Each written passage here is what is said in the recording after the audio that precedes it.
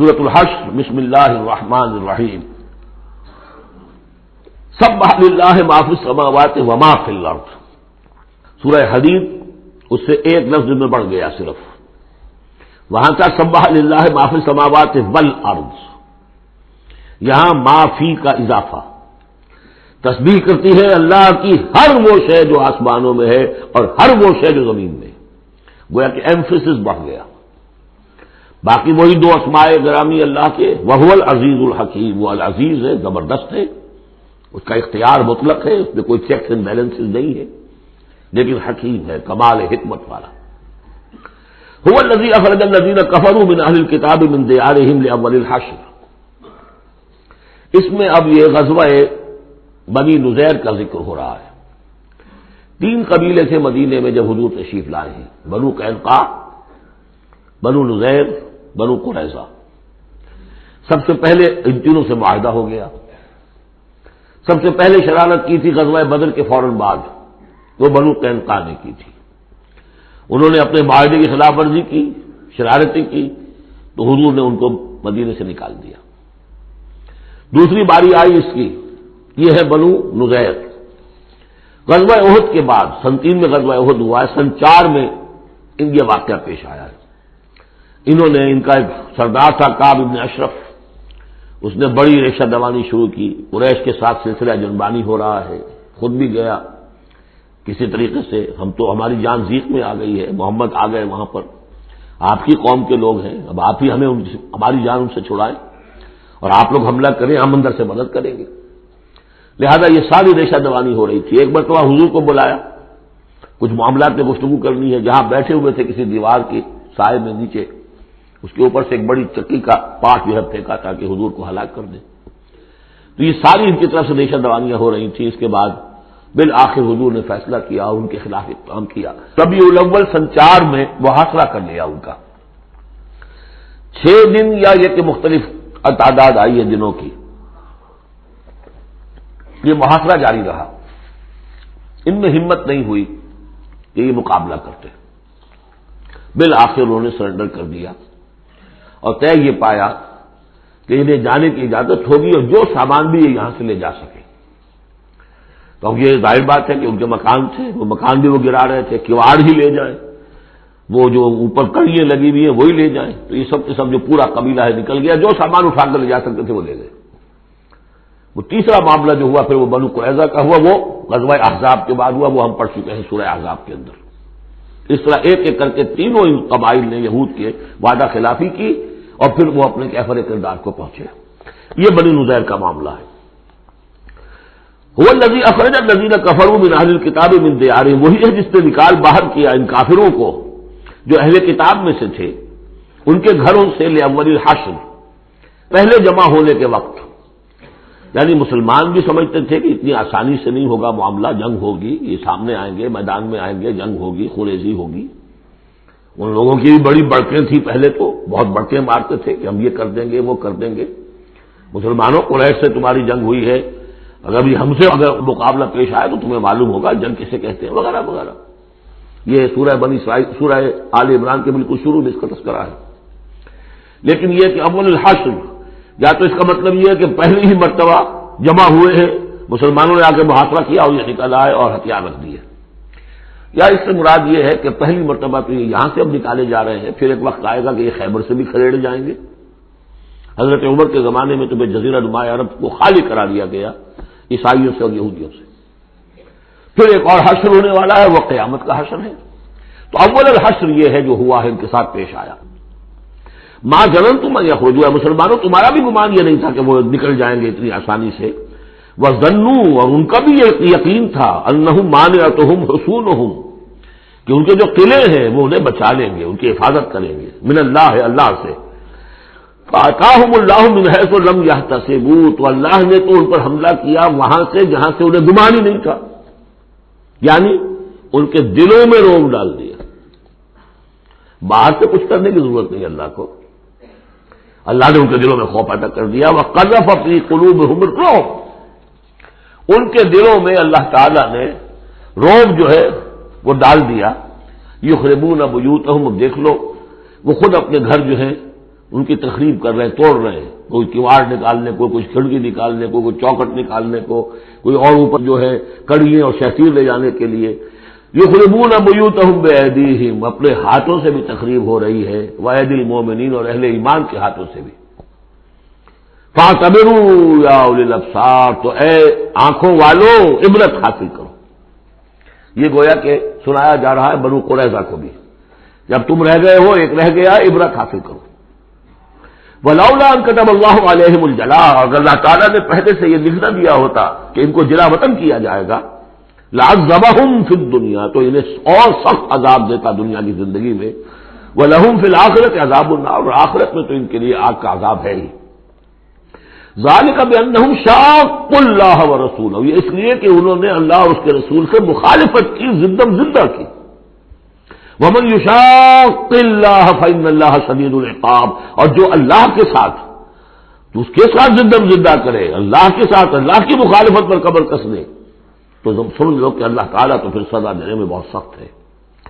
ما قطعتم من لینۃ او ترکتموها قائمۃ علی اصولھا، جو بھی تم نے لینا، یہ ایک خاص قسم کے کھجور کا درخت ہوتا تھا لینا، ان کے جو یہ گڑھیاں تھیں، ان کے جو مکان تھے، حویلیاں تھیں، ان کے چاروں طرف جو ہے کھجوروں کے اس طرح کی باڑ سی جیسے لگی ہوئی تھی، ایک طرح کی فصیل کھجوروں کا درخت گھنے۔ تو جب مسلمانوں نے محاصرہ کیا تو بعض جگہوں سے انہوں نے کھجور کے یہ درخت کاٹے، اس لیے کہ حملہ کرنے کے لیے کھلی جگہ چاہیے تھی۔ تو انہوں نے پھر پروپیگنڈا بنایا، اسکینڈل بنا دیا، دیکھو یہ اللہ کے رسول بنے پھرتے ہیں اور یہ اہل ایمان اور یہ درخت کاٹ رہے ہیں۔ تو یہاں اللہ تعالیٰ نے اہل ایمان کے اس اقدام کی طرف ان کا جواز عطا فرمایا ہے کہ یہ تم نے صحیح کیا، تو غلط کام نہیں کیا۔ ما قطعتم من لینۃ او ترکتموها، تم نے جو بھی وہ کھجور کے درخت کاٹے یا جو بھی تم نے چھوڑ دیے انہیں، قائمۃ علی اصولھا، جو اپنی جڑوں پر کھڑے ہوئے ہیں اب بھی، فباذن اللہ، یہ سب اللہ کے اذن سے ہوا ہے۔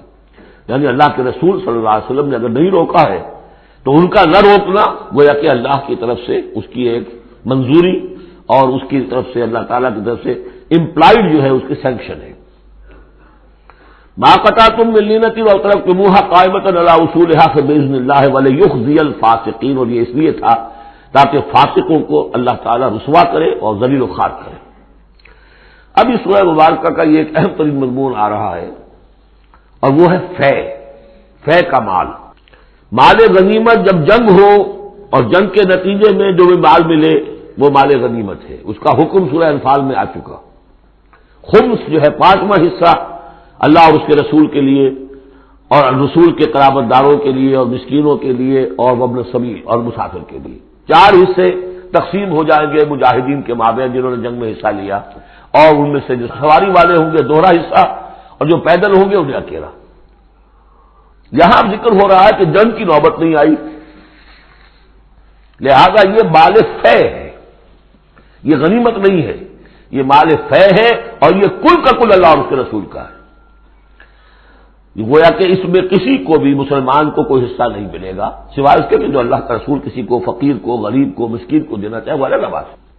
وما افاء اللہ علی رسولہ، اور جو مال کے ہاتھ لگا دیا ہے اللہ نے اپنے رسول کے، منہم، ان سے، یعنی بنو نذیر سے، فما اوجفتم علیہ من خیر ولا رکاب، تو دیکھو اے مسلمانوں، تم نے ان پر نہیں دوڑائے نہ اپنے گھوڑے نہ اونٹ، ولکن اللہ یسلط رسلہ علی من یشاء، یہ تو اللہ کی حکمت ہے، مشیت ہے، اس کی قدرت ہے، اللہ تعالیٰ مسلط کر دیتا ہے اپنے رسولوں کو جس پر چاہتا ہے۔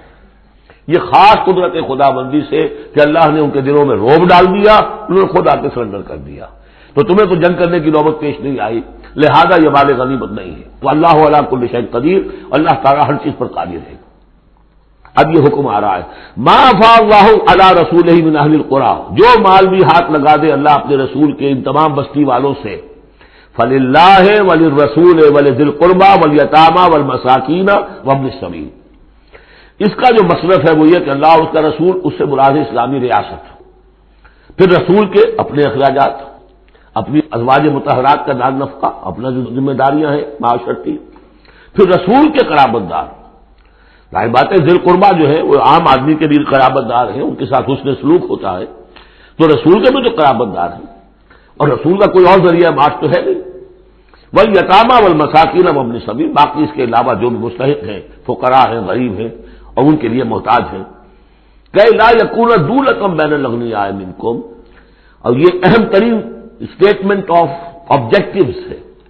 مقصد کیا ہے؟ کہ لا یکون، تاکہ ایسا نہ ہو کہ دولت تمہارے امیروں ہی کے مابین چکر لگاتی رہے.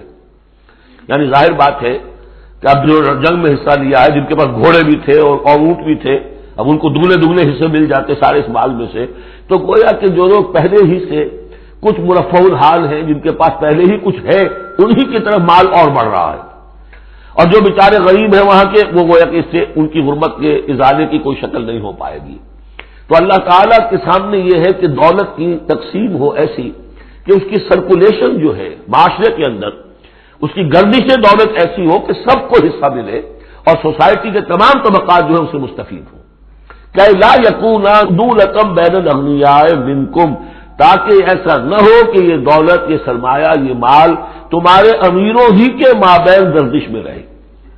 اس کی ایک سادہ سی مثال میں دیتا ہوں کہ ایک کروڑ پتی کی بیٹی لاکھوں روپے کا جہیز لے کے ایک کروڑ پتی کے بیٹے کے گھر چلی گئی. گویا کہ وہ لاکھوں روپے کے جہیز نے گردش تو کی، لیکن ایک کروڑ پتی سے نکل کے دوسرے کروڑ پتی کے یہاں چلی گئی. یہ دولت گردش کر رہی ہے اسی ایک اونچے طبقے کے اندر، پوری کے اندر جو ہے گردش ہو رہی. گردش ہے بھی اگر تو ان کے مابین ہونا یہ چاہیے کہ یہ سوسائٹی کے تمام طبقات کے اندر اس کا نفوذ ہو رہا ہو، سب کو اس سے فیض پہنچ رہا ہو، تاکہ یہ جو اس قدر جو ہے اونچ نیچ ہے، اتنی عدم مساوات ہے، وہ ختم ہو. وہ مساوات کے تمام انسان بالکل برابر کر دیے جائیں، وہ تو نہ کبھی ہوئی ہے نہ ہو سکتی ہے. وہ تو کمیونزم بھی مر گیا اور ایک دن کے لیے بھی اس مساوات کو قائم نہیں کر سکا.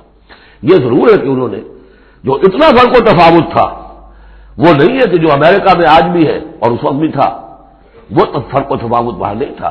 لیکن یہ کہ بالکل برابر سپاہی اور سپہ سالار برابر تو نہیں ہو سکتے، کچھ نہ کچھ فرق تو ہوگا.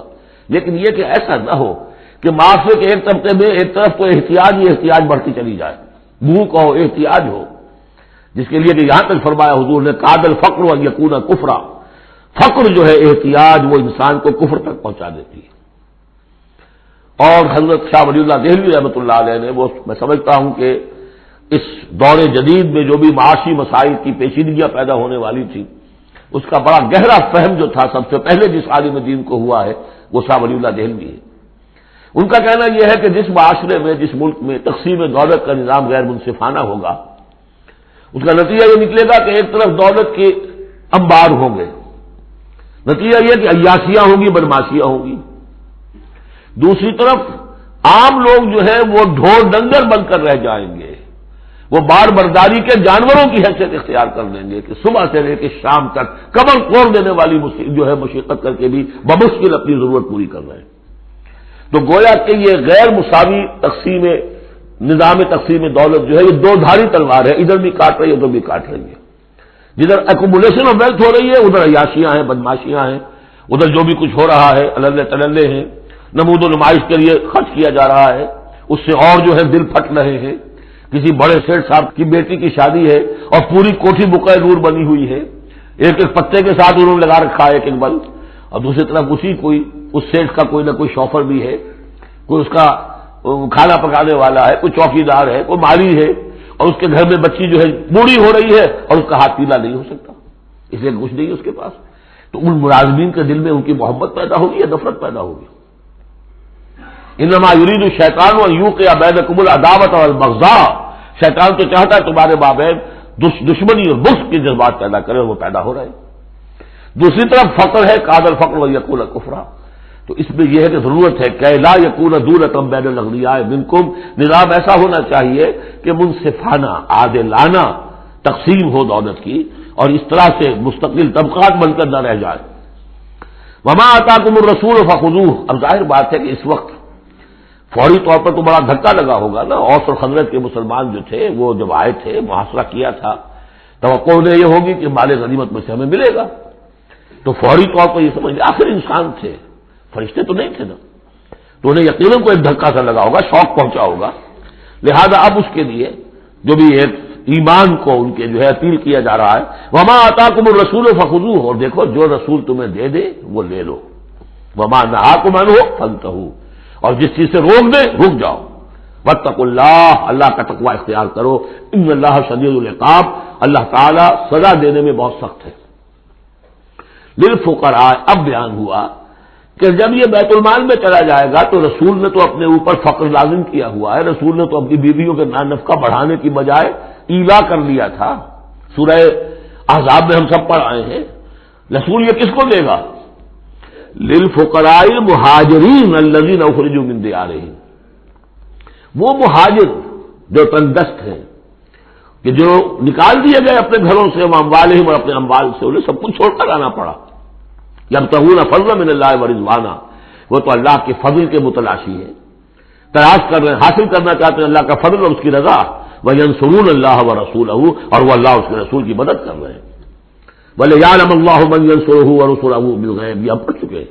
اللہ دیکھنا چاہتا ہے کون ہے وہ جو اللہ کی مدد کرتے ہیں اور اللہ کے رسول کی مدد کرتے ہیں غیب میں ہونے کے باوجود۔ تو یہ لوگ جو ہے جان ہتھیلیوں پر رکھ کر آ گئے، مکے کو انہوں نے چھوڑ دیا، اپنے گھر بار وہاں چھوڑے ہوئے ہیں، اپنے بال بچوں کو چھوڑا ہوا ہے، تو ان کے لیے کوئی چیز نہیں ہے، تو اب اس میں سے مال فے میں سے ان کا حصہ ہوگا۔ للفقراء المہاجرین الذین اخرجوا من دیارہم واموالہم ویبتغون فضلا من اللہ ورضوانا وینصرون اللہ ورسولہ اولئک هم الصادقون، یقیناً وہ لوگ سچے ہیں، انہوں نے اپنا سچا ہونا ثابت کر دیا، صادق الایمان ہونے کا ثبوت دے دیا۔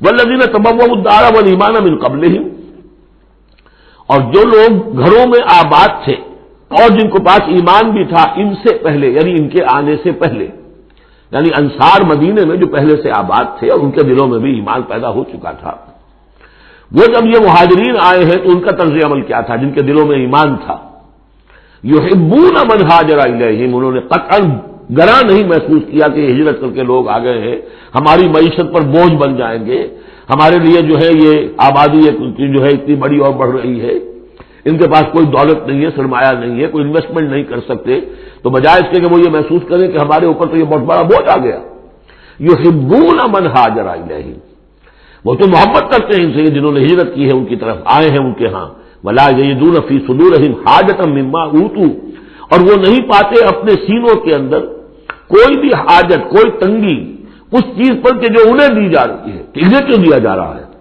نہیں ہوگا، اس لیے کہ ان کے دلوں میں ایمان ہے، اللہ تعالیٰ نے ان کو ایمان کی دولت سے بہرور کیا ہے۔ یہ جیسا کہ میں نے عرض کیا کہ انصار میں سے جن حضرات کو توقع تھی کہ اب یہ سارا مال و اسباب جو چھوڑ کر گئے ہیں بنو نذیر، اس میں سے ہمیں بھی حصہ ملے گا، اور جب یہ طے ہو گیا کہ یہ سارا مال فے ہے، یہ مال غنیمت ہے ہی نہیں، تو آخر فوری طور پر تو ایک دھکا سا لگا ہوگا۔ یہ ساری آیات در حقیقت ان کی تشفی کے لیے، تسکین کے لیے، ان کے جذبہ ایمان کو اپیل کرتے ہوئے اللہ اور اس کے رسول کے حوالے سے بات کی جا رہی ہے، اور جو بھی ان کے اندر ایمان تھا در حقیقت اس کا اعتراف کرتے ہوئے کہ والذین تبوؤا الدار والایمان من قبلہم یحبون من ہاجر الیہم، وہ تو محبت کرتے ہیں ان لوگوں سے جو ہجرت کر کے ان کے ہاں آ گئے ہیں، ولا یجدون فی صدورہم حاجۃ مما اوتوا، اور انہیں ہرگز کوئی تنگی محسوس نہیں ہوتی اس معاملے پر کہ جو انہیں دیا جا رہا ہے مہاجرین کو، وَيُؤْثِرُونَ عَلَىٰ أَنفُسِهِمْ وَلَوْ كَانَ بِهِمْ خَصَاصَةٌ، اور وہ تو اپنے اوپر ترجیح دیتے ہیں دوسروں کو خواہ ان کے اپنے اوپر تنگی ہو، یعنی انصار بھی سب کے سب جو ہے وہ دولت مند تو نہیں تھے، ان میں بھی غریب بھی تھے، لیکن یہ کہ چاہے وہ خود تنگدست ہوں، لیکن یہ کہ وہ دوسروں کو ترجیح دیتے ہیں، انہوں نے اپنے مہاجر بھائیوں کے لیے ایثار کیا ہے، قربانی کی ہے۔ ایثار جو ہے اس کے معنی ہوتی ہے ترجیح کرنا، کسی کو مقدم رکھنا۔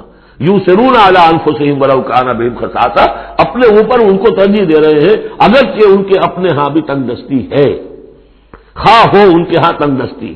ومن یوق شح نفسہ فاولئک هم المفلحون، اور یقیناً جو کوئی بھی بچا لیا گیا اپنے جی کے لالچ سے وہ وہی ہے کہ جو فلاح پانے والے۔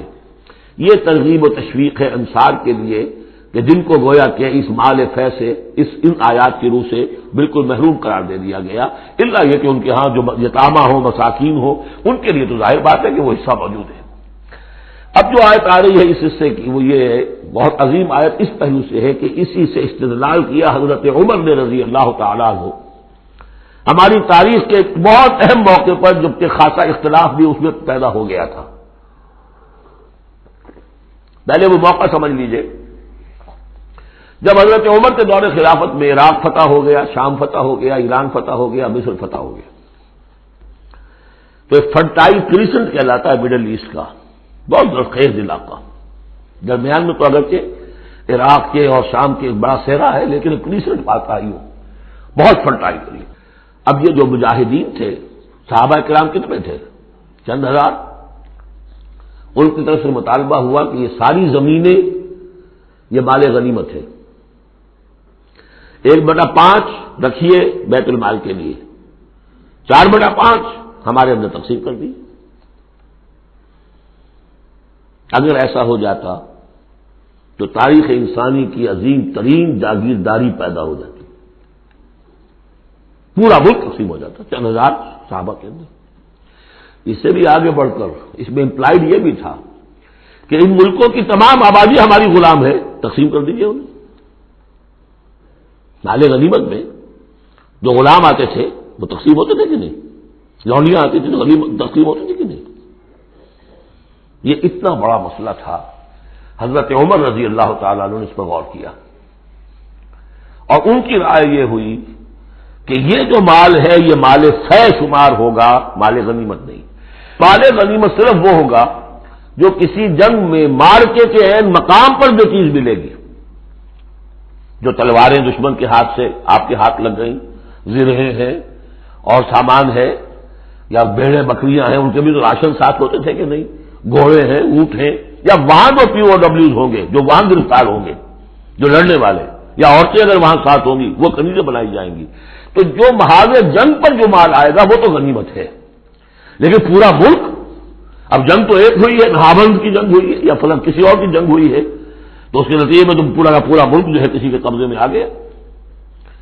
ساری حکومت جو تھی ابراہیم لودھی کی، پانی پت کی جنگ کے اندر وہ ہارا اور ساری حکومت جو ہے وہ اب بابر کی ہو گئی. تو اگر اس طرح کا کوئی معاملہ اس وقت سمجھا جاتا تو اب سارے کے سارے لوگ غلام اور ان کی عورتیں کنیزیں جو چاہیں کریں.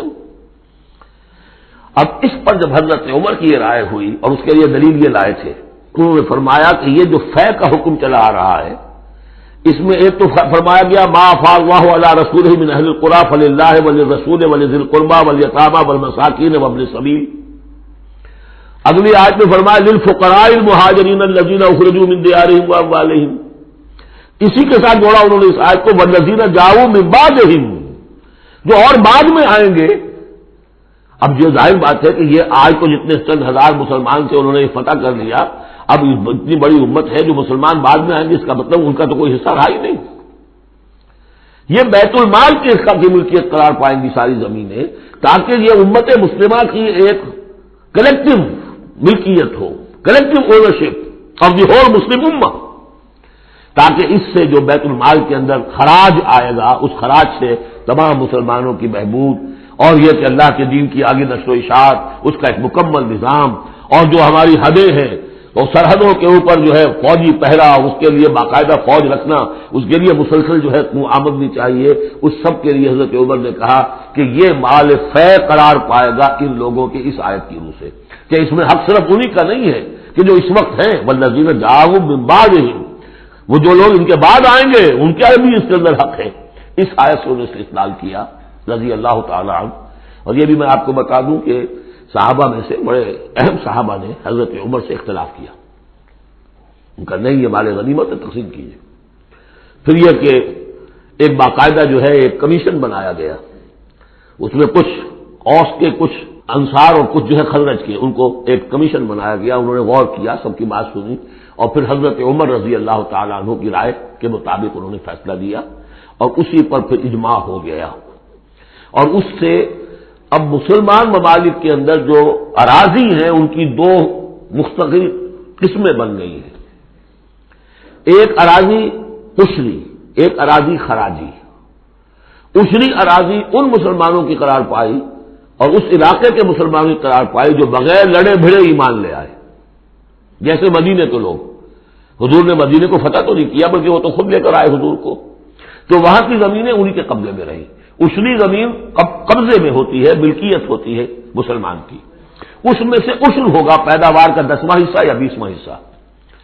یہ زمینیں کہ جہاں کسی قوم نے کسی فوج نے ڈر بھڑ کر پھر شکست کھائی ہو یا پھر کسی اور طریقے سے فتح کیا گیا ہو ملک، اگر مسلمانوں نے فتح کیا ہو تو وہاں کی ساری زمینیں خراجی ہیں، وہ کسی کی انفرادی ملکیت نہیں ہے بلکہ اجتماعی ملکیت ہے. کلیکٹو اونرشپ آف لینڈ پہلی مرتبہ تاریخ انسانی میں حضرت عمر رضی اللہ تعالیٰ عنہ کے اس اجتہاد کے نتیجے میں وجود میں آیا. کلیکٹو اونرشپ آف لینڈ، یہ کسی کی انفرادی ملکیت نہیں ہے۔ جو ملک بھی فتح کیا گیا ہے بزور شمشیر طاقت کے ساتھ، اس کی زمینیں خراجی ہیں، اشری نہیں ہے، یعنی وہ مسلمانوں کی اجتماعی ملکیت ہے، انفرادی نہیں ہے۔ اب مسلمان ہو چاہے تو وہاں پر چاہے وہ مجوسی تھے یا ہندو ہو کوئی ہو، وہ کاشت کریں گے، لیکن اس میں سے خراج جائے گا سیدھا بیت المال میں، کوئی اس میں بیچ میں نہ زمیندار ہے اور نہ کوئی جاگیردار ہے۔ اس زمین کو کہتے ہیں خراجی زمین۔ اور پچھلی صدی تک تقریباً اس پر اجماع تھا کہ ہندوستان کی ساری زمینیں خراجی ہیں، یہاں کوئی اصلی زمین نہیں ہے، کوئی زمین ملکیت ہی نہیں ہے، کسی کو ملکیت نہیں ہے، سب یہ مسلمانوں کی اجتماعی ملکیت ہے۔ چنانچہ قاضی صلاح اللہ پانی پتی رحمۃ اللہ علیہ، پچھلی صدی کے بڑے عظیم مفسر، محدث، بہت بڑے صوفی، بہت بڑے مفتی، ان کی تفسیر جو ہے تفسیر مظہری، وہ انہوں نے اپنے مرشد کے نام پر لکھی خود ہے، لیکن نام تفسیر صلاحی نہیں رکھا، تفسیر مظہری اپنے استاد کے نام سے منسوب کیا۔ تو اس تفسیر کے لکھنے والے شخص نے جو رسالہ لکھا ہے مالا بدہ منہ، وہ فقہ کا ایک بہت ہی ابتدائی سا رسالہ ہے، اور ہمارے سارے عربی مدارس میں وہ پڑھایا جاتا ہے۔ وہ فقہ کی تعلیم جو ہر مسلمان کو معلوم ہونی چاہیے، مالا بدہ منہ، اس میں صاف لکھا ہے ہندوستان میں کوئی زمین عشری ہے ہی نہیں، لہذا میں عشر کے مسائل اس میں لکھتا ہی نہیں۔ خام خواہ طلبا کے دلوں پر بوجھ پڑے، کیا ضرورت ہے، جبکہ یہاں اس کی اپلیکیشن ہی نہیں ہے۔ ہندوستان میں کوئی زمین جو ہے عشری نہیں، سب خراجی خراجی ہے، تو اس کا نتیجہ کیا نکلتا ہے کہ بالکل نیا بندوبست اراضی ہو سکتا ہے، ان جاگیرداروں سے زمین واپس لی جا سکتی، ملکیت ہی نہیں ہے ان کی۔ یہ تو یہ کہ کبھی کسی شہنشاہ نے دے دی یا انگریزوں نے دے دی، کسی اور نے دے دی، ان کی ملکیت نہیں ہے، یہ خراجی زمینیں خراجی رہیں گی۔ یہ بہت اہم مسئلہ ہے اور اس کا تعلق اس آیت سے ہے۔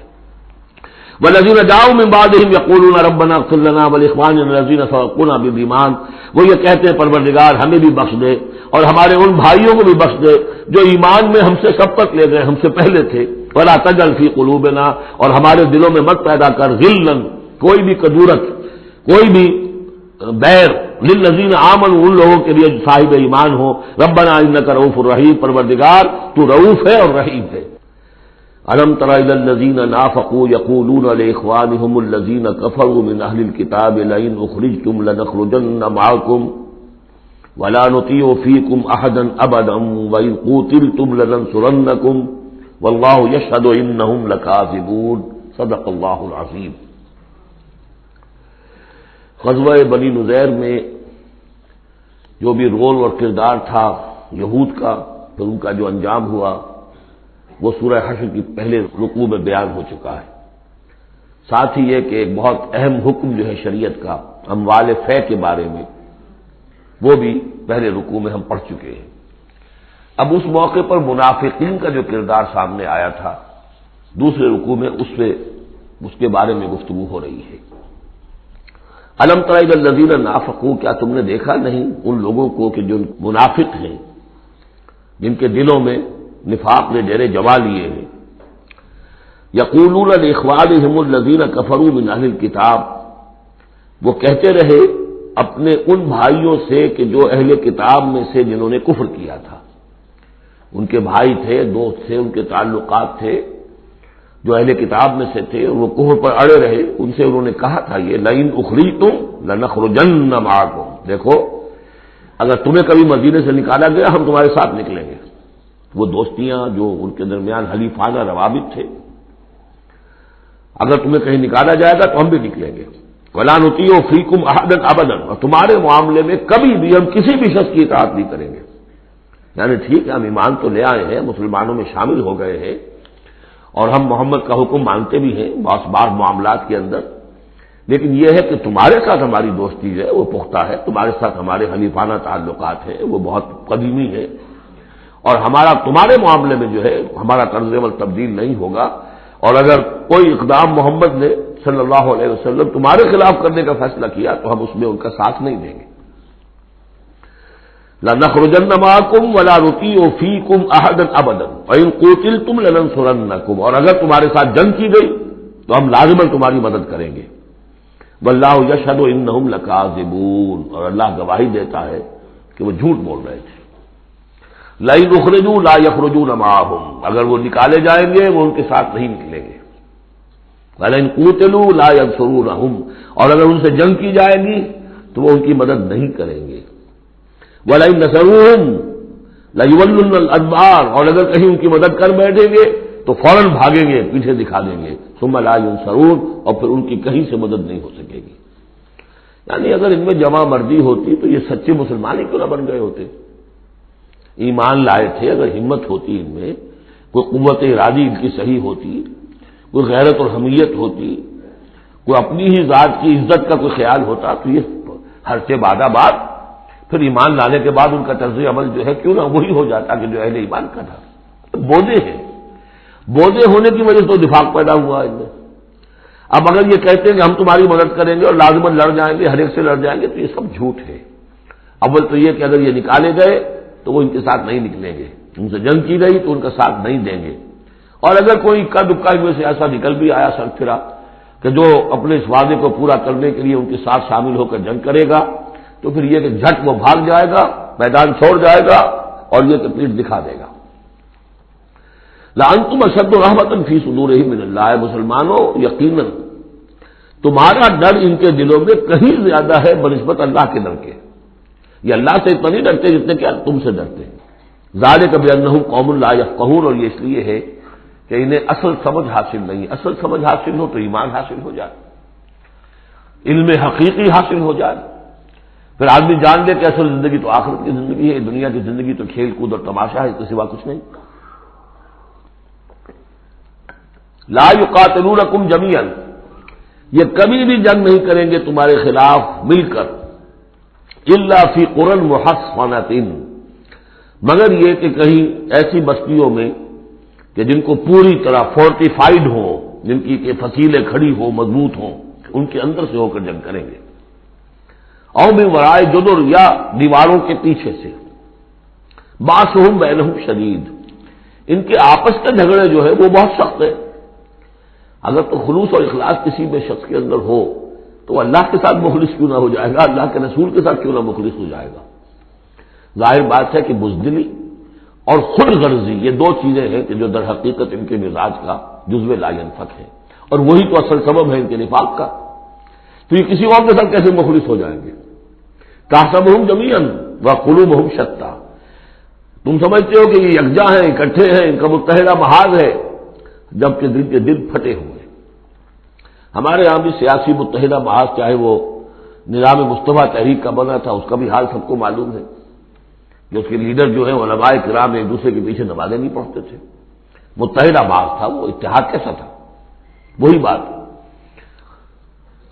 باسہم بینہم شدید، ان کے تو آپس کے اختلافات جو ہے وہ بہت شدید ہیں، ان کی آپس کی دشمنیاں، کدورتیں، کینے۔ تحسبہم جمیعا، تم سمجھتے ہو کہ یہ جمع ہے، اکٹھے ہیں، وقلوبہم شتیٰ، دل پھٹے ہوئے ہیں۔ ذالک بانہم قوم لا یعقلون، اور یہ اس لیے کہ وہ ایک ایسا گروہ ہے کہ جو عقل سے کام نہیں لیتے۔ کمثل الذین من قبلہم قریبا ذاقوا وبال امرہم، جیسے قصہ ان کا ہوا جو ان سے پہلے تھے ماضی قریب میں، یعنی بنو قینقاع۔ سب سے پہلے بنو قینقاع کا معاملہ ہوا تھا، پھر یہ بنی نضیر کا ہوا، پھر 5ویں سال میں غزوہ احزاب کے ضمیمے کے طور پر بنو قریظہ کا ہوا۔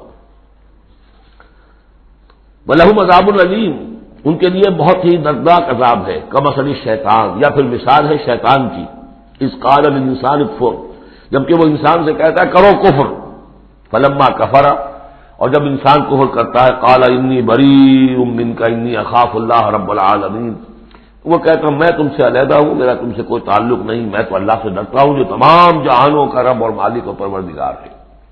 فکان عاقبتہما انہما فی النار خالدین فیہا، تو ان دونوں کی عاقبت یہ ہے کہ وہ شیطان بھی اور وہ انسان بھی، دونوں کی عاقبت یہ ہے کہ وہ رہیں گے آگ میں اور ہمیشہ ہمیشہ رہیں گے۔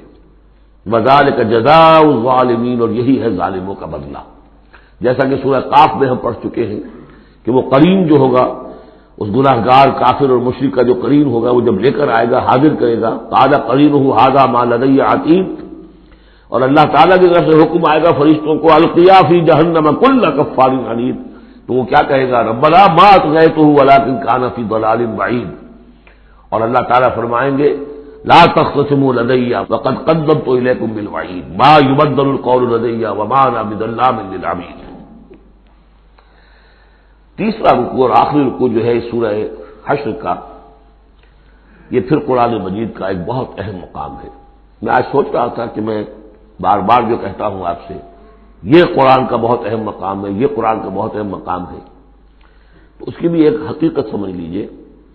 قرآن حکیم میں تو کوئی ایک حرف اور ایک لفظ بھی غیر اہم نہیں ہے، البتہ مختلف اعتبارات سے مختلف مقامات کی ایک ریلیٹیولی زیادہ اہمیت ہے۔ بعض مقامات حکمت کے ہیں، بعض مقامات جو ہے وہ فلسفیانہ ہیں، بعض مقامات وہ ہیں کہ جو جدید سائنس کے حوالے سے بڑے اہم ہیں، بعض مقامات وہ ہیں جو روح دین سے بحث کرتے ہیں، بعض مقامات وہ ہیں جو ایمان کی ماہیت کو واضح کرتے ہیں، ایمان کیا ہے۔ تو اس اعتبار سے یقیناً مختلف مقامات جو ہیں وہ مختلف اعتبارات سے اور حیثیتوں سے وہ زیادہ اہمیتوں کے حامل ہیں۔ اب یہ جو 4 آیتیں ہیں، 7 آیتیں ہیں اس رکوع کی، تیسرے رکوع کی، اس میں فلسفہ، تصوف، پھر یہ کہ اس میں سب سے بڑا جو آ رہا حصہ وہ یہ ہے کہ جیسے 6 آیتیں سورہ حدید کی تھی کہ جن میں اللہ کے اسماء و صفات کا ذکر ہے، جن میں تفصیل سے گفتگو نہیں کر سکا اور نہ اس کا موقع تھا، میرے کیسز میں ہے، تو اسی طرح کا ہم وزن جو ہے 3 آیتیں آ رہی ہیں سورہ حشر کے آخر میں۔ قرآن حکیم میں اسماء خداوندی کا سب سے بڑا گلدستہ، 16 اسماء ایک جگہ پر اور کہیں نہیں ہے، 8 اسماء ایک آیت میں، الملک القدوس السلام المومن المہیمن العزیز الجبار المتکبر سبحان اللہ عما یشرکون، ایک ہے۔ تو اس اعتبار سے یہ حصہ بہت اہم ہے۔ فرمایا یا ایھا الذین آمنوا اتقوا اللہ ولتنظر نفس ما قدمت لغد واتقوا اللہ ان اللہ خبیر بما تعملون، اہل ایمان اللہ کا تقوی اختیار کرو، اور چاہیے کہ ہر جان یہ دیکھتی رہے کہ اس نے کل کے لیے کیا آگے بھیجا ہے۔ اللہ کا تقوی اور آخرت کا احساس، کل کے لیے کیا بھیجا ہے، ما قدمت لغد، یہ بڑی کل ہے۔ ایک کل تو وہ ہے کہ جو کل سورج طلوع ہوگا تو شروع ہو جائے گی، اور ایک بڑی کل وہ ہے آنے والی ہے جو بعث بعد الموت کے بعد آنے والی ہے، وہ بڑی کل ہے۔ اس کل کے لیے کیا بھیجا ہے آگے، کیا سامان ہے، کیا توشہ ہے، کیا تم نے کمائی ہے جو جمع کرائی ہے، وہ جو اس کائناتی حکومت کا جو سب سے بڑا ریزرو بینک ہے، امپیریل بینک ہے اس کائنات کا، اللہ تعالیٰ کے ہاں کیا جمع کرایا۔ اور دیکھیے 2 مرتبہ ایک آیت میں واتقوا اللہ، اللہ کا تقوی، اللہ کا خوف، لیکن یہ خوف اصل میں اس طرح کا خوف نہیں ہوتا جو کسی خوفناک شے کا خوف ہوتا ہے۔ ایک ہے شیر کا خوف یا سانپ کا خوف، ایک خوف والد کا خوف ہوتا ہے، وہ محبت کے تحت ہوتا ہے، میرے والد جو ہے ناراض نہ ہو جائے، میں اپنے والد کے احساسات اور جذبات کو مجروح نہ کر بیٹھوں، وہ مایوس نہ ہو جائے مجھ سے، اللہ ناراض نہ ہو جائے، یہ خوف۔ یا ایھا الذین آمنوا اتقوا اللہ ولتنظر نفس ما قدمت لغد واتقوا اللہ ان اللہ خبیر بما تعملون، یقیناً جو کچھ تم کر رہے ہو اللہ اسے باخبر ہے۔ اگلی آیت ہے جسے علامہ اقبال نے قرار دیا کہ ان کے فلسفہ خودی کی سورس یہ ہے۔ سید نذیر نیازی نے ہمارے ہاں قرآن کانفرنس میں باقاعدہ بیان کیا، ان کے مضمون میں بھی موجود ہے یہ، کہ میں نے حضرت علامہ سے یہ سوال کیا کہ آپ کے فلسفہ خودی کے بارے میں بڑی جیب گوئیاں ہوتی ہیں، کوئی کہتا ہے کہ فلاں نیچے سے آپ نے اخذ کر لیا ہے، فلاں سے کر لیا ہے، آپ بتائیے کہ آپ کے اس فلسفہ خودی کی سورس کیا ہے۔ تو علامہ نے فرمایا کہ اچھا کل آ جانا فلاں وقت۔ تو کہتے ہیں کہ میں اتنا خوش رہا کہ شاعر مشرق اور حکیم الامت مجھے یہ اعزاز بخش رہے ہیں کہ میں جاؤں گا اور وہ مجھے ڈکٹیٹ کرائیں گے کہ میرے فلسفہ خودی کی سورس کیا ہے۔ تو میں گیا اور بہت خوش خوش گیا، پینسل کاپی لے کر گیا، میں گیا کہ ذرا قرآن مجید اٹھا لاؤ، تو ایک تو مجھ پر وہ ویسی پڑ گئی، پھر کہا کہ ذرا کھولو سورہ حشر نکالو اور یہ آیت پڑھو، ولا تکونوا کالذین نسوا اللہ فانساہم انفسہم اولئک ھم الفاسقون، یہ ہے میرے فلسفہ خودی کی سورس۔ دیکھنا مسلمانوں ان لوگوں کی طرح نہ ہو جانا جنہوں نے اللہ کو بھلا دیا، تو اللہ نے انہیں اپنے آپ سے غافل کر دیا۔ فانساہم انفسہم، اس کے کیا معنی؟ کیا کوئی خدا سے غافل جو اپنے آپ کو بھول جاتا ہے؟ اپنے پیٹ کا خیال نہیں رہتا اس کو؟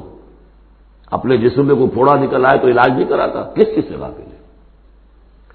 وہ اپنے جسم سے غافل نہیں، وہ اپنے حیوانی وجود سے غافل نہیں، اس کے تقاضوں سے غافل نہیں، اس کی اپکیپ، اس کی مینٹیننس، اس کی ویئر اینڈ ٹیئر کو درست کرتے رہنا، کسی چیز سے غافل نہیں۔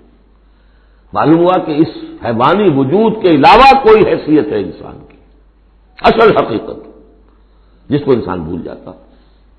اور یہ ہم پڑھ چکے ہیں، سورہ مجادلہ کے اندر بھی الفاظ آئے تھے کہ شیطان نے انہیں اللہ کو بھلا دیا۔ فَأَنْسَاهُمْ ذِكْرَ اللَّهِ اسْتَحْوَذَ عَلَيْهِمُ الشَّيْطَانُ فَأَنْسَاهُمْ ذِكْرَ اللَّهِ، شیطان نے ان پر قابو پا لیا ہے اور انہیں بھلا دیا ہے، اللہ کے ذکر سے غافل کر دیا ہے۔ تو جو لوگ اللہ کو بھلا دیتے ہیں وہ اپنے آپ سے، اپنی اصل حقیقت سے غافل ہو جاتے ہیں۔ وہ اپنے آپ کو کیا سمجھتے ہیں؟ حیوان۔ اور آج کا ہماری جو تہذیب کا جو مرکزی نقطہ ہے آج کا گلوبل سویلائزیشن کا، کہ انسان نرا حیوان ہے، اور اس میں سب سے بڑا پارٹ پلے کیا ہے ڈاروین کے نظریہ ارتقاء نے۔ حیوان جیسے اور حیوان ہے ویسا حیوان انسان ہے۔ اتنا ہی فرق ہے نا جتنا گھوڑا اور گدھا۔ گدھا ذرا کورس قسم کا ہے، ذرا گٹیا رف قسم کا جانور ہے، اور ذرا گھوڑا فائن ہے، ریفائنڈ ہے، تمکنت والا۔ باقی بنیادی فرق کیا ہے گدھے میں اور گھوڑے میں؟ اسی طرح گوریلا اور شمپینزی اور انسان، کیا فرق ہے؟ اتنا ہی فرق ہے جتنا گدھے اور گھوڑے میں ہے، اتنا ہی گوریلا اور شمپینزی اور انسان میں ہے، کوئی فرق نہیں۔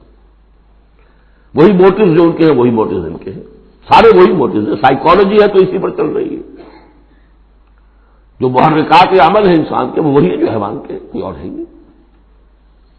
یہ ہے اصل میں اس دور کا المیہ، اللہ کو بھول جانا اور اپنی اصل حقیقت یعنی روح۔ اللہ کو بھلاؤ گے تو تمہارے اندر جو ڈیوائن ایلیمنٹ اس نے پھونکا تھا اس سے غافل ہو جاؤ۔ اب کیا رہ گئے تم میرے حیوان؟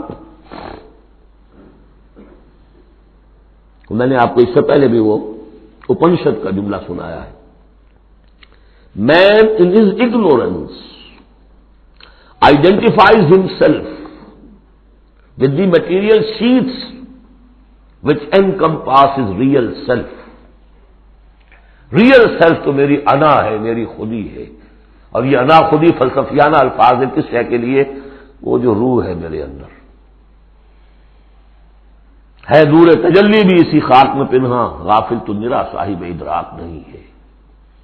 نقطۂ نوری کے نام او خودی، زیر خاک ماں شرار زندگی، لیکن اس سے غافل، جب اس سے غافل حیوان رہ گئے۔ جب حیوان ہو گئے اولئک ھم الفاسقون، تو حیوان کے لیے تو کوئی مورل لا ہے نہیں۔ اور ارلی فرینچ لٹریچر جو ہے پچھلی سینچری کا، وہ سارا اسی پر بیسڈ ہے۔ وہ ساری دلیل یہاں سے لاتے ہیں کہ انسانوں نے اپنے اوپر قیدیں لگانی ہے، بیوی بیٹی ماں میں فرق کرنا، حیوانات میں کوئی فرق کرتا ہے؟ نیوڈسٹ کلب سے اگر پوچھے کہتے ہیں حیوانات میں سے کوئی لباس پہنتا ہے؟ کہ انسان نے خواب کا تکلف ایجاد کر لیا۔ ان کے لیے سورس ہے وہی حیوانوں کی زندگی، انہیں سے سبق حاصل کرو۔ یہ ہے انسان کے اندر صرف حیوان نہیں ہے، جیسے کہ شیخ سعدی نے کہا تھا آدمی زیادہ طرفہ معجون است از فرشتہ سرشتہ وز حیوان۔ یہ جو انسان ہے آدم زاد، یہ ایک معجون مرکب ہے، اس میں فرشتہ بھی، سرشتہ کہتے ہیں گوندنے کو، آٹے کو پانی کو ملا کر گوندتے ہیں آپ، یکجان کرتے ہیں، تو از فرشتہ سرشتہ وز حیوان، اس میں ایک فرشتہ بھی ہے ایک حیوان بھی ہے، دونوں گندے ہوئے۔ فرشتہ ہے روح، عالم امر کی شے، اور وہ نور سے پیدا کیا۔ روح بھی روح عالم امر کی شے، یہ سلون کلی روح کو روح من امر ربی، یہ بھی نور سے پیدا کی گئی، نقطۂ نوری یہی ہے۔ تو ولا تکونوا کالذین نسوا اللہ فانساہم انفسہم اولئک ھم الفاسقون۔ لا یستوی اصحاب النار واصحاب الجنہ، دیکھو برابر نہیں ہو سکتے آگ والے اور جنت والے، اصحاب الجنت ھم الفائزون، یقیناً جنت والے ہی کامیاب ہوں گے۔ اللہم ربنا اجعلنا منہم، اللہم ادخلنا الجنۃ مع الابرار، اللہم اجرنا من النار، یا مجیرو یا مجیرو یا مجیر۔ اس کے بعد آیت آئی ہے قرآن مجید میں عظمت قرآن کے بیان میں عظیم ترین آیت، لو انزلنا هذا القرآن على جبل لرأيته خاشعا متصدعا من خشیۃ اللہ، اگر ہم اس قرآن کو اتار دیتے کسی پہاڑ پر تو تم دیکھتے کہ وہ دب جاتا، متصدعا پھٹ جاتا، من خشیۃ اللہ، اللہ کے خوف سے۔ میں نے جو شروع میں تعارف قرآن پر جو گفتگو کی تھی اس میں اس کا حوالہ دیا تھا عظمت قرآن کے لیے۔ قرآن ایز سچ، قرآن فی نفسہ ہی اس کی عظمت کیا ہے، ایک ہے قرآن کی افادیت کیا ہے، دو چیزیں جدا ہیں۔ ایک فی نفسہ ہی وہ کیا ہے، اس کی عظمت کیا ہے، ایک یہ کہ اس کا فائدہ کیا ہے، افادیت کیا ہے۔ افادیت پر بس ہم آیت پڑھ چکے، لیکن خاص طور پر دو آیتیں سورہ یونس کی، یا ایھا الناس قد جاءتکم موعظۃ من ربکم وشفاء لما فی الصدور وہدی ورحمۃ للمؤمنین قل بفضل اللہ وبرحمتہ فبذلک فلیفرحوا ھو خیر مما یجمعون۔ لیکن قرآن فی نفسہ ہی، اگر ہم اسے اتار دیتے کسی پہاڑ پر تو تم دیکھتے کہ وہ دب جاتا، پھٹ جاتا۔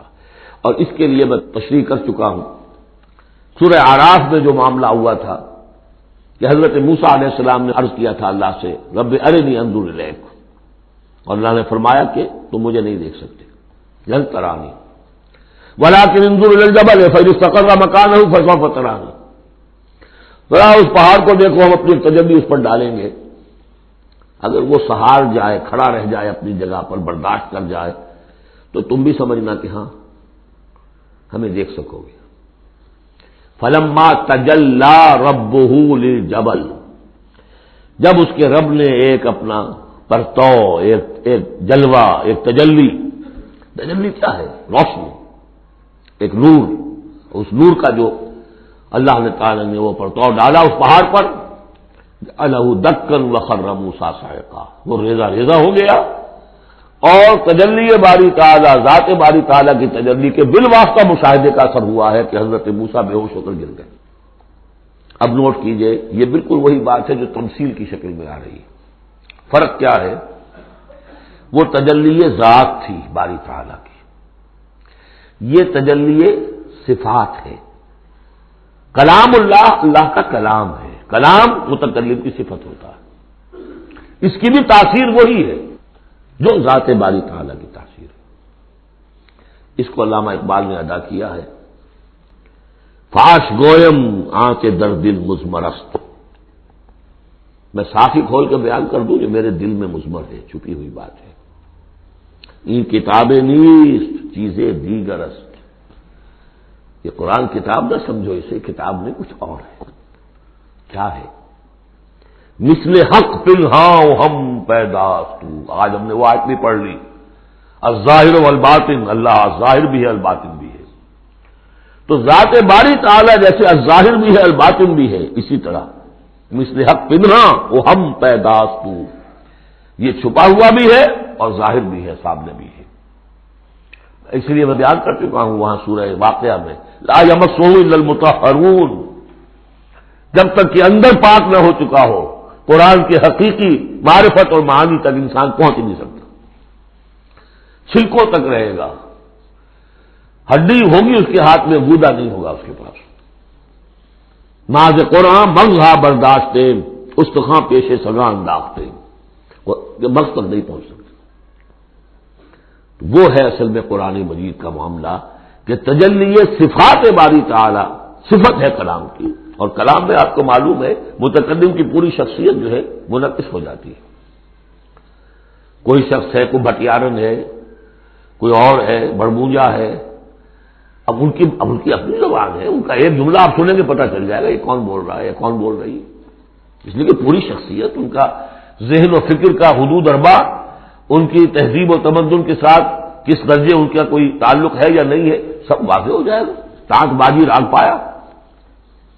تو اللہ کا کلام ہے یہ، لو انزلنا ھذا القرآن علی جبل لرأیتہ خاشعا متصدعا من خشیۃ اللہ، وَتِلْكَ الْأَمْثَالُ نَضْرِبُهَا لِلنَّاسِ لَعَلَّهُمْ يَتَفَكَّرُونَ، اور یہ مثالیں ہیں جو ہم لوگوں کے لیے بیان کرتے ہیں تاکہ وہ فکر کریں، غور کریں، سوچیں۔ اب یہاں سے وہ 3 آیتیں شروع ہو رہی ہیں، وہاں 6 تھیں۔ صفات اور اسماء ہمارے ہاں جو ایمان کے لیے جو یاد کیے ہوں گے آپ نے، اگر اللہ تعالیٰ نے بچپن میں یہ موقع آپ کو دیا ہو تو ایمان مجمل، ایمان مفصل۔ ایمان مجمل کے الفاظ کیا ہے؟ آمنت باللہ کما ہوا باسمائہ و صفاتہ وقبلت جمیع احکامہ۔ تو اسماء اور صفات باری تعالیٰ کے موضوع پر سورہ حدید کی پہلی 6 آیات، یہ قرآن مجید کا ذروہ سلام ہے، چوٹی۔ سلام چوٹی، ذروہ کہتے ہیں اونٹ کے کوہان کو، کوہان کی بھی اونچی جو سب سے نمایاں شے ہوتی۔ اسماء پر یہ سب سے بڑا گلدستہ ہے۔ اور ایک خاص بات جو میں نے وہاں نوٹ نہیں کرائی تھی آپ کو، سورہ حدید میں واحد مقام ہے قرآن مجید کا جہاں اسماء باری تعالیٰ کے مابین حرف عطف واو آیا ہے، هو الاول والآخر والظاہر والباطن، اور کہیں نہیں ہے۔ 4 اسماء آئے ہیں سورہ جمعہ کے شروع میں، یسبح للہ ما فی السماوات و ما فی الارض الملک القدوس العزیز الحکیم، کوئی حرف واو نہیں۔ اور 8 اسماء آئیں گے یہاں پر، الملک القدوس السلام المومن المہیمن العزیز الجبار المتکبر، کوئی حرف واو نہیں۔ وہو العزیز الحکیم، یہ نہیں هو العزیز والحکیم نہیں۔ اس کی وجہ کیا ہے؟ اللہ تعالیٰ کے تمام اسماء، اللہ کی تمام صفات اس کی ذات میں بیک وقت موجود ہیں۔ واو میں تو مغایرت پیدا ہو جاتی ہے، واو میں تراخی پیدا ہو جاتی ہے، لیکن یہاں کیوں آئے سورہ حدید میں؟